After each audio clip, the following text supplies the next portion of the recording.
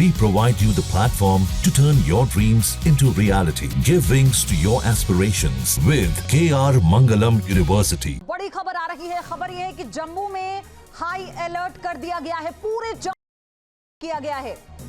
तस्वीरें भी सामने आ चुकी हैं। पूरे जम्मू में ब्लैकआउट किया गया है। सभी लोगों से घरों में रहने के लिए कहा गया है। देखिए तस्वीर, इस वक्त पूरे जम्मू में ब्लैकआउट किया गया है। पाकिस्तान ने जिस तरह से रिटेलिएट किया था कल आधी रात में, उसके बाद आप सोचिए अपनी तरफ से जो सेना है वो पूरा एहतियात बरत रही है। सरकार की तरफ से भी ये निर्देश दिए गए थे।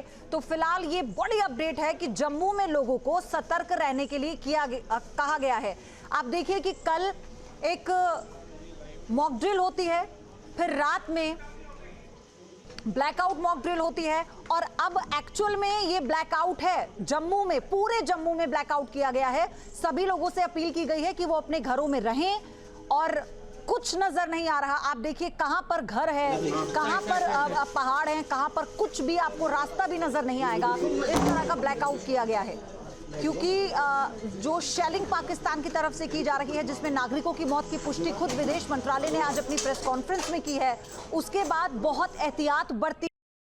भारत के 15 ठिकानों को भी टारगेट किया गया था, और हालांकि सभी हमलों को नाकाम कर दिया था भारत के एयर डिफेंस सिस्टम ने। लेकिन अभी फिलहाल जो सबसे ज्यादा सेंसिटिव जोन है जम्मू, उसे ब्लैकआउट किया गया है। पाकिस्तान को लेकर पूरे जम्मू में हाई अलर्ट है। इस वक्त लोगों से अपील की जा रही है कि वो अपने घरों में रहें। सायरन की आवाज सुनाई दी है। ये बड़ी अपडेट है इस वक्त की। लोगों को घरों में रहने की अपील है।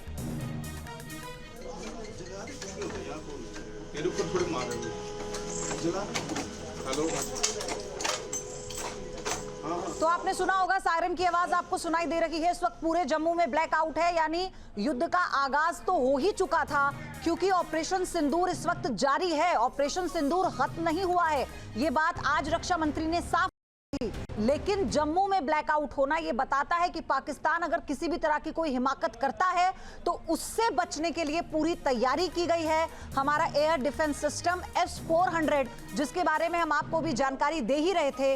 अब आप सोचिए कि कैसे भारतीय सेना पूरी तरह से चौकन्नी है ऑपरेशन को अंजाम देने के लिए। और अगर पाकिस्तान की तरफ से कोई हिमाकत होती है, क्योंकि आज भारत ने बहुत नुकसान पहुंचाया है पाकिस्तान को, आप सोचिए उसका स्टेडियम से लेकर उसका जो एयर डिफेंस सिस्टम था उसे ही तबाह कर दिया गया, वो जो कि चीन का माल था। और चीन का माल कितना पुख्ता होता है ये तो पूरी दुनिया जानती है, देश क्या। तो ऐसे में अब आप सोचिए कि उसके पास, हालांकि उसे चारों तरफ से इस वक्त भारत ने घेरा हुआ है, चाहे आप आसमान की बात कीजिए, जमीन की बात कीजिए, पानी की बात कीजिए, लेकिन अंतर्राष्ट्रीय सीमा को जो टारगेट करने का प्रयास पाकिस्तान की तरफ से किया गया ना, उसी के मद्देनजर अभी फिलहाल जो जानकारी मिल रही है, पूरे जम्मू में ब्लैकआउट किया गया है। जम्मू में लोगों से अपील की गई है, सायरन सुना, अपील की गई कि अपने घरों में रहें, घरों से बाहर ना निकलें, लाइट ना जलाएं।